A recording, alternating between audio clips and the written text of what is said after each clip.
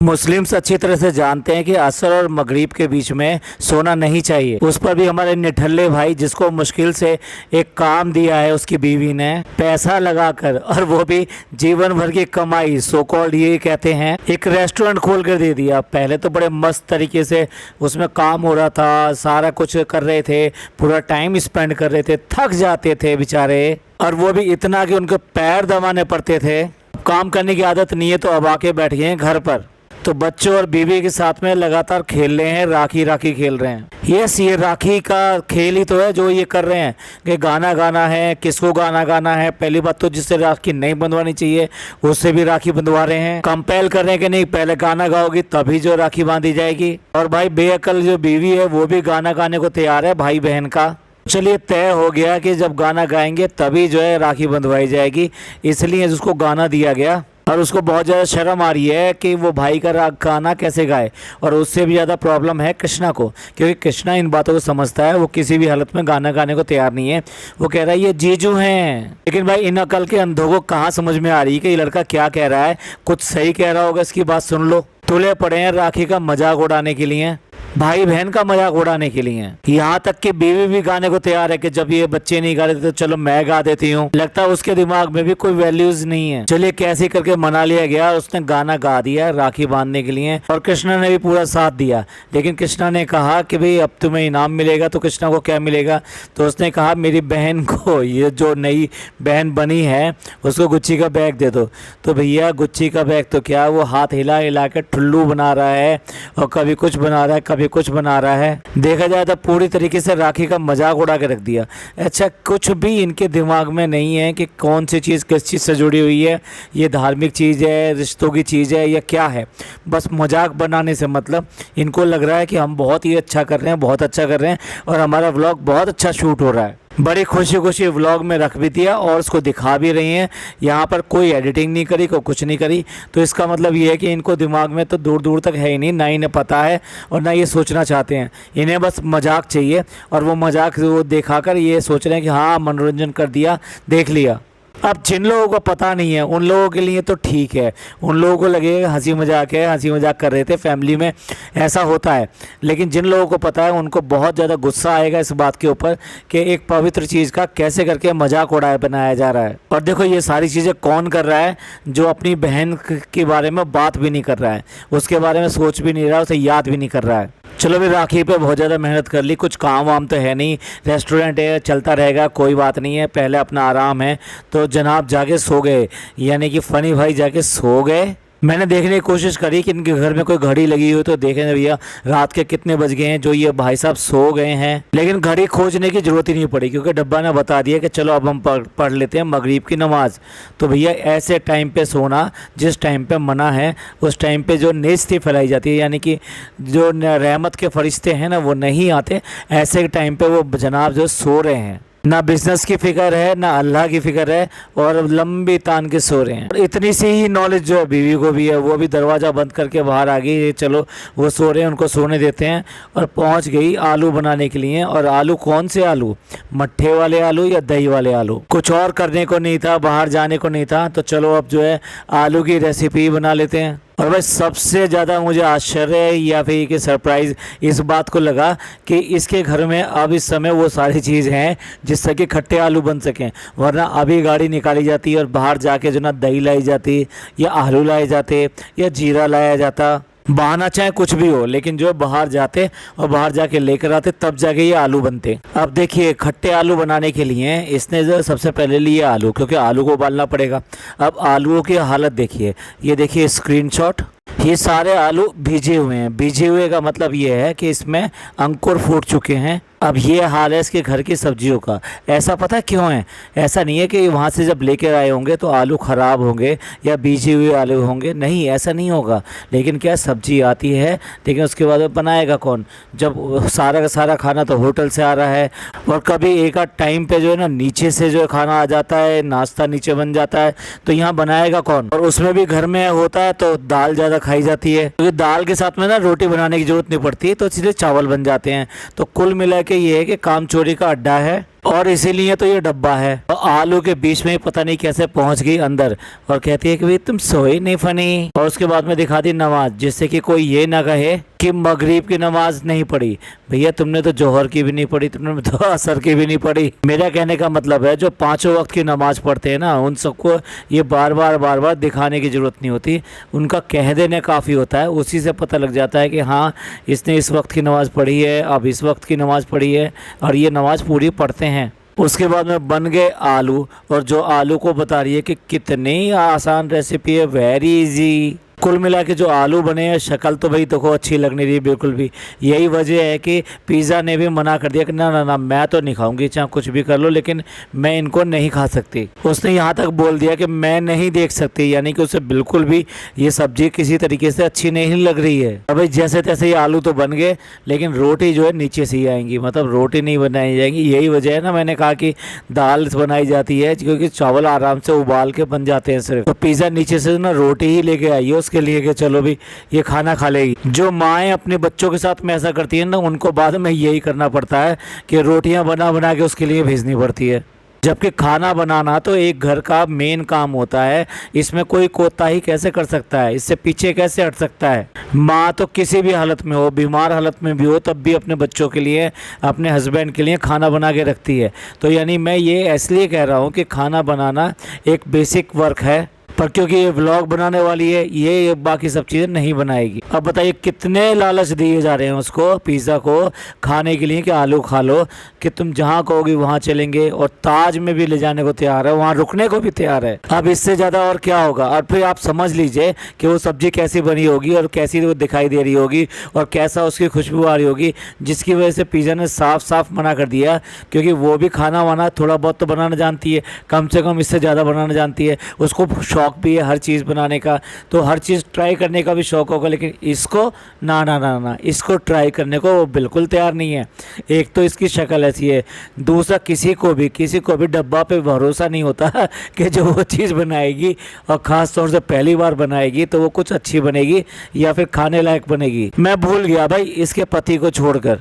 पर हाँ, इस व्लॉग में यानी पिछले व्लॉग में पति ने भी कह दिया था कि कोई चीज़ तुम बिना जले बना दो, ना ना ऐसा तो हो ही नहीं सकता। देखो इसकी सबसे ज़्यादा तारीफ़ करता है, झूठी सच्ची हर तरह की तारीफ़ करता है, लेकिन उसके बाद में भी उसको कहना पड़ा इस बात के लिए कि तुम कोई भी सामान, कोई भी चीज़ जो है सही नहीं बनाती। अब देखिए पूरे घर में कितना ज़्यादा ये खाली है, और बार बार बोल भी देती है। पिछले व्लॉग में भी बोला, इस व्लॉग में भी बोला कि अब आधा घंटे आराम भी कर लिया, अब कुछ करने को है नहीं, चलो अम्मी के पास चलते हैं। और सास ससुर के सामने वेरी बिजी, टाइम ही नहीं है उनके साथ में टाइम स्पेंड करने का। तब बताइए कौन से ऐसे काम थे जो अब नहीं हो रहे, और अब ऐसे कौन से काम नहीं कर रही है जिसकी वजह से इसके पास में टाइम ही टाइम है। सिर्फ बिजी रहने का बहाना है, इसके अलावा कुछ नहीं है। सास ससुर के साथ में मन ही नहीं लगता था इसका, और ना उनके पास बैठना चाहती थी। वो चाहती थी जितनी जल्दी हो सके चले जाएं, और चले जाने के बाद में देख लो क्या एक बार भी उसके बाद में एक बार भी याद किया कि वो सास ससुर कैसे होंगे, पहुंच गए नहीं पहुंच गए, कोई न्यूज़ दी, कुछ बात कहा कि वहाँ जाके उन्होंने ये अच्छा बताया या वो अच्छा बताया, गांव के लोगों ने उनके साथ में क्या बात करी, वो लोगों के साथ में उन्होंने क्या बात करी, रेस्टोरेंट खुल गया तो सब लोग क्या सोचते हैं। भाई डेफिनेटली कोई भी चीज़ अगर आप नहीं लीजिए तो आपको बहुत शौक रहता है ये बात जानने का कि लोग उसके बारे में क्या कह रहे हैं। और भाई बच्चा बनने की आदत इसकी बिल्कुल भी नहीं जाएगी। एक बार फिर नीचे पहुँचिए और 10 बार घंटी बजा बजा के यानी कि वो भी बच्चे इरिटेट हो रहे हैं, और दरवाज़ा खोल रही है, लेकिन जो है नान जो उसको बंद करने की कोशिश कर रहा है, क्योंकि इसकी हरकतें ही ऐसी हैं। और ना इन चीज़ों को इसको पछतावा होता, ना इसको शर्म आती इन बातों की कि किस तरह से मैं हरकतें करती हूँ। और भाई अंदर आके भी कितनी नौटंकी कर रही है, एक तरफ का घूंघट निकाल कर ये कह रही है कि भाई पता नहीं लोग क्या कर रहे हैं, चलो मैं इधर चली जाती हूँ। इसके बाद में ये दोनों लड़के यानी कि नान और साथ में कृष्णा, ये लोग बना के लेकर आए सेवई दूध में डालकर। ये इनका पहला वाला प्रोग्राम था, यानी कि जिस दिन रक्षाबंधन था उस दिन ये लोग बनाना चाहते थे अपनी बहनों के लिए। और डब्बा का तुरंत ही मुंह बन गया जब जो है फनी ने ये कहा कि कुनाफा तो किसी ने बिगाड़ दिया था। तुरंत बोलती है कि जो है नहीं बाद में ठीक हो गया था, और वो भी उसी टोन में बोलता है अच्छा अगर 2 दिन बाद किसी को अपने रेस्टोरेंट में दोगे तो क्या लगेगा। और भाई फिर दोबारा से जो है आप जो निकला टीवी का रेट निकला कि टीवी कितने में ये सेल करना चाहते हैं, तो पूछ रही है कि कितने में सेल करोगे भाई, ये सेठ जी हैं, यही तो लेकर आए थे, इन्हें तो पता होगा, इन्हीं की तो गाड़ी कमाई है ये भाई। जब ये सब नहीं किया तो पैसे का दर्द क्या होगा। लेकिन फिर भी उसके बाद में भी कहता है कि हम जो इसको देंगे 70,000 रुपये में, और 70 इसलिए बेचना चाह रहा है वो कि ये 1.5 लाख की आ रही है। अरे यार किसी और को जाके बनाना। एक थंब रूल बता दूं टीवी का, जितने इंच का टीवी उतने हज़ार लगा लो, लेकिन ये रेट जो बता रहा हूँ ये अच्छे ब्रांड के रेट बता रहा हूँ। इसके अलावा अगर आप तो और कोई ब्रांड लेंगे, यानी कि बहुत ज़्यादा पॉपुलर ब्रांड नहीं होगा या नया ब्रांड होगा, वो इससे काफ़ी कम में आ जाएगा। और ये रेट मैं इंडिया के हिसाब से बता रहा हूँ, मेरे पाकिस्तान बहन भाई जो है ना ये ना समझें कि भाई ये रेट जो मैं बता रहा हूँ ये कुछ और बता रहा हूँ। तो भाई जितने में नया टीवी आ जाता है अच्छा सोनी ब्राविया वगैरह का, हम रेट चेक कर चुके हैं, उतने में ये पुराना टीवी बेचने को तैयार है। भाई वाह, बुद्धि के भी क्या कहें, तुम्हारी तो बुद्धि की, तुम्हारे अकल की जय हो। ये व्यूवर्स नहीं है, ये तो बहुत बड़े बड़े सेठ हैं। लूट लो फटाफट लूट लो इनको। 70,000 ले लो, 60,000 ले लो, 90,000 ले लो, कुछ भी ले लो, पर लूट लो इनको, ये तुम्हारे चक्कर में आके दे देंगे तुम्हें। थोड़ा सा हमें भी बता दे किसने कितने रेट में ये वाला टीवी लगाया और किसको इन्होंने दे दिया, लालची लोगों ने। अब इसके बाद में अपना जो वो देने आ जाती है, लेक्चर देने आ जाती है कि भाई हमने जो बोला था सचमुच में हम टीवी बेचना चाह रहे हैं, पर कुछ लोगों ने इसे गलत समझा। और फिर कह रही है कि भाई जिस तरह से लोग बाग गाड़ी बेच देते हैं, अपना घर बेच देते हैं, ऐसे ही हम अपना टीवी बेचना चाह रहे हैं। लेकिन अक्लमंद औरत कोई उसके लिए ये नहीं लिखता कि हमने अपने घर का सामान बेच दिया, या हमने अपने घर की गाड़ी बेच दी, या हमने इस कारण से बेच दी, उस कारण से बेच दी, ये सब चीज़ें नहीं लिखता।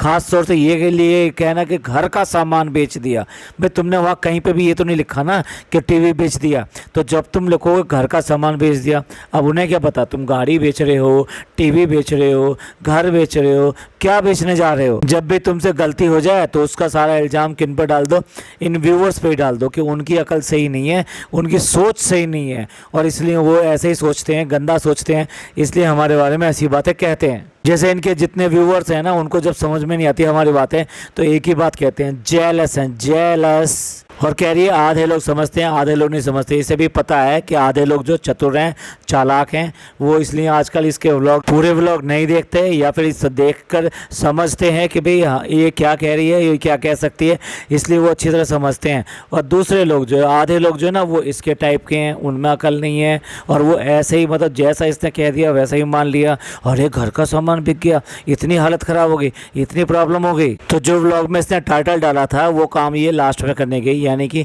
भाई ने जो पैसे दिए थे उसका कोई ना कोई गिफ्ट लेना था, और गिफ्ट लेने के लिए पहुंच गई ज्वेलरी की दुकान में। वहां पर एक अपने हाथ के लिए ब्रेसलेट ले आई, और आकर अम्मी को ये दिखा रही है कि देखो मैं ये ब्रेसलेट लेके आई, लेकिन मेरे को थोड़े से पैसे इसमें डालने पड़े। भाई बताना चाह रही है कि पिछली बार जिस भाई ने गले का नेकलेस दिया, नेकलेस नहीं कहना चाहिए, चेन दिया था और पेंडेंट दी थी, और इस बार भाई ने इतने पैसे भी नहीं दिए कि मैं आराम से एक ब्रेसलेट खरीद सकूं। तो यहाँ पे भी इनडायरेक्ट वे में उसने बता दिया कि भाई पैसे जो कम दिए हैं तुमने, एक ब्रेसलेट भी नहीं आता इसमें, और इतना कम पैसे दिए हैं। भाई करो करो करो, अपने भाई की बुराई करो, जितना करना चाहो करो। और भाई ये समझ में नहीं आता, जब उसने ब्रेसलेट पहन लिया तो अम्मी इस तरह से उसके हाथ पे हाथ क्यों मार रही है, या फिर इनके यहाँ कोई शगुन है कि जब ब्लड दे के आता है उसके साथ में इस तरह का व्यवहार किया जाता है। लगता कहीं ना कहीं सबका पेच जो ना थोड़ा थोड़ा ढीला है। और भाई एक और राखी रह गई, यानी कि ज़ारा की राखी रह गई, तो इसलिए उसको भोपाल फ़ोन मिला लिया कि भाई क्या लेगी, पैसा लेगी या फिर तेरे लिए कोई गिफ्ट भिजवा दें। तो राखी का व्लॉग जो पूरा करना था ना, तो सारे के सारे रस्म रिवाज जो है उसने पूरे कर लिए अपनी तरफ से, जिसको राखी बांधती थी, और जिनको बांधनी चाहिए उनके बारे में बात ही नहीं करी। और इसके बाद अब पापा से मिलने गई, तो पापा से मिलने के बाद में भाभी को दी मुबारकबाद, और पूरा खुश होकर भाभी भी जो पूरा बता रही हैं भाई इतना टेंशन है मेरे को, इतनी ज़्यादा एनजाइटी हो रही है, अब कैसे होगा क्या होगा, और हम इतने दिनों से मेहनत कर रहे थे, इतनी लंबी जर्नी है। मैडम ने अपने व्लॉग में बताया था कि भाई अब कम से कम हम वो पैकेट्स जो छुपाने नहीं पड़ेंगे। अरे साफ दिखाई देते थे तुम सबके व्लॉग्स में कि किस तरीके से वो ब्लू कलर की जो पिन्नियाँ होती हैं उनमें जो कपड़े जो भरे रहते थे, साफ दिखाई देता था कि ये जो है कौन सा बिजनेस कर रहे हैं, बहुत पहले से लोगों को पता था। और डब्बा भी लगी तारीफ़ करने के, भाई बहुत अच्छा किया, बहुत अच्छा काम कर रही हो, बहुत मेहनत कर रही हो, हमने सारा डिज़ाइन देखे, कपड़े देखे। चिंता ना करो फैज़ा बेगम जी, आपका भंडा फोड़ सारे यही करती है और आगे भी ऐसे ही करती रहेगी। इसके बाद में डब्बा ने अपना बताना शुरू किया कि भाभी ने हर वैरायटी के लिए, हर ओकेशन के लिए, शादी हो, ब्याह हो या कहीं बाहर जाना हो या किसी तरह का भी ओकेशन को, सब के लिए अलग अलग टाइप की गोटा पट्टी तैयार रखी हैं कि ये गोटा पट्टी उस वाले फेस्टिवल पे चलेगी और ये वाला गोटा पट्टी उस वाले फेस्टिवल पे चलेगी। और अब भाई लास्ट में तो हद ही होगी कि भाई इतने दिन हो, इतना टाइम हो गया, मैं रेस्टोरेंट नहीं गई, चलो देख के आते रेस्टोरेंट में। तो रेस्टोरेंट में जाके शीशे साफ़ करके दिखा रही है भाई, अपना अपना अपना। और अपने में भी क्या, अपना घर भी तो इसका अपना है, वहाँ तो कभी साफ़ नहीं करती, ये सारे काम जो है दूसरों से कराती है। लेकिन कैमरे के सामने ज़रूर खड़ी हो जाती है कि भाई शीशा साफ़ कर दो और नीचे की जो टेबल है, टेबल के नीचे का हिस्सा साफ़ कर दो, आओ मेरा शॉट ले लो, बस ओके, चलो चलो चलो जल्दी चलो, अब घर चलो। तो फ्रेंड्स चलो फिर, जब घर चलने के लिए कह दिया तो हम भी चलते हैं और मिलते हैं अगले पॉडकास्ट में। ये पॉडकास्ट आपको अच्छा लगा हो तो प्लीज़ लाइक कीजिए, सब्सक्राइब कीजिए, शेयर कीजिए। थैंक यू, धन्यवाद, शुक्रिया।